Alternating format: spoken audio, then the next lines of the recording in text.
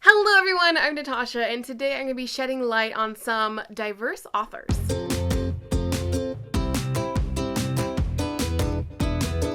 This video is a paid promotion by Disney Book Group. I am here to talk about Yoon-Ha Lee's new middle grade space operatic fantasy novel. This is called Dragon Pearl. This book is actually part of Rick Riordan's new imprint, which is dedicated to shedding light on own voices stories. This middle grade sci-fi book is actually inspired by Korean folklore. It's in stores right now, so you can get it at Barnes & Noble, Target. I'll have a link down below if you want to get it on Amazon. This book is going to be like a blend of fantasy and sci-fi because it takes place in space, but there's also magic involved. With the Korean folklore in this, they use fox magic, so they aren't supposed to be shape-shifting or using charms. Min's not about that. She does not want to be doing chores and everyday normal activities when she could be using her magic. She really wants to escape the planet that she's living on. Her brother goes missing on a quest for the Dragon Pearl, so this gives her the opportunity to go clear his name. Min goes on this amazing quest and runs into gamblers. I have in my head Last Jedi when Finn and Rose go to that planet with all those gamblers, so I feel like that's what this book is going to be about. If you guys love middle grade, I encourage you all to pick up this book.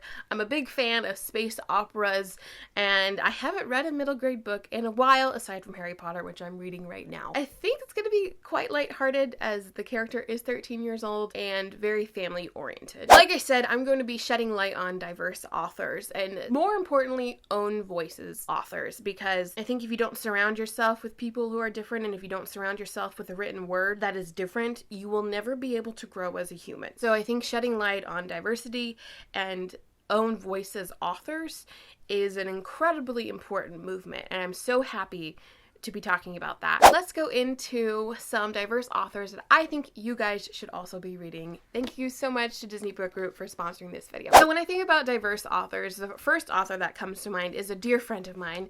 It's Adam Silveira. Adam is queer, and all of his characters in his books are queer as well. I have read History Is All You Left Me. I have a bunch of his books on audiobooks that I really need to read. I think Adam has been one of the first own voices authors that made impact in my life, as I know him very well. When you think about queer books in the YA community, the first one that comes up is Simon and the Homo Sapiens Agenda. Unfortunately, Becky Albertalli is not an own voices author. She was a child psychologist, and that's how she was able to write that character. So it does make me very happy that they collaborated on the book What If It's Us. And I'm very excited for Adam's fantasy novel coming out. I'm so proud of him and so happy for all of his success. Next, another author that has made a massive impact in my life, and her book was one of the first times I ever saw myself in a story because I identify as plus size. Body positivity and body diversity is extremely important to me, as I have been plus size my entire life. I never was able to put words to how I felt. I didn't know that's what I was feeling, which was shame for who I am and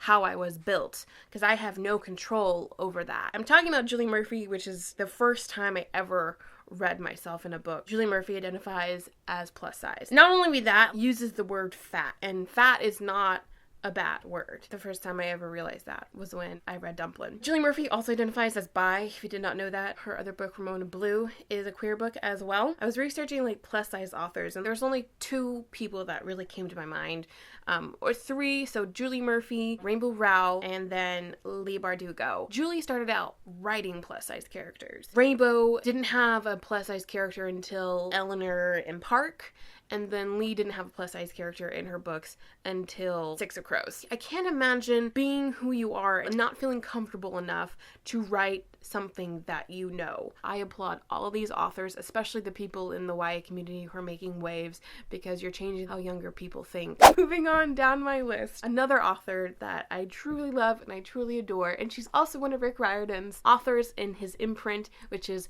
Rashmi Trotsky. I got to read Rash's duology, The Star-Touched Queen, a long time ago. She has a new book that's already out, which is Gilded Wolves. Super excited about that. Rash is actually biracial, so she's half Indian and half Filipino. Her first book is about an Indian folklore. She's another one of my favorite authors. Love her to death. I can't mention Ross without mentioning Rene Ostia, who has taught me so many times how to say her last name, but it's still hard. Rene is biracial as well, so she is Scottish and Korean. She married a Persian man, so her first book, The Wrath and Dawn, is inspired by 1001 Nights, so the Arabian Nights story, which her husband's family helped her out so much when writing that book. And then also, I can't not mention Salva Tahir after I mentioned Rosh and Rene. All of these people, they're all good friends. Salva wrote An Ember in the Ashes. Fantastic bestseller. So proud of all of her success as well. Next, I want to talk about Helen Huang. I never knew Helen had a mental disability until I read the end of her book. So she has Asperger's, and her character in The Kish Quotient has Asperger's as well. And she didn't find this out, which I think is super interesting, until later on in her life when she found out that her daughter had Asperger's as well, which pushed her into writing her debut novel, The Kiss Quotient. And she has another book coming out. I'm getting it in the mail very soon. It's called The Bride Test.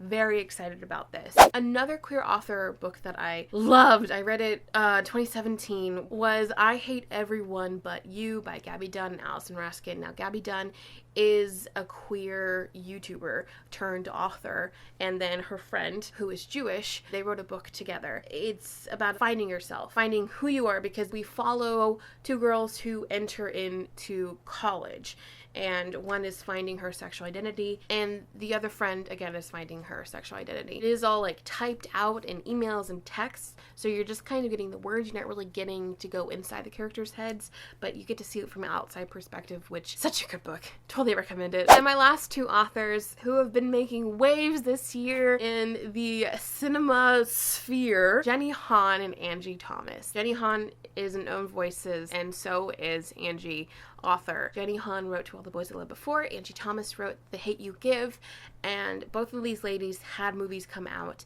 this year. These movies both made waves. Jenny Han's To All the Boys I Loved Before was, I think, one of the most watched movies on Netflix. Same with Julie this year. Young, plus-size, romantic lead.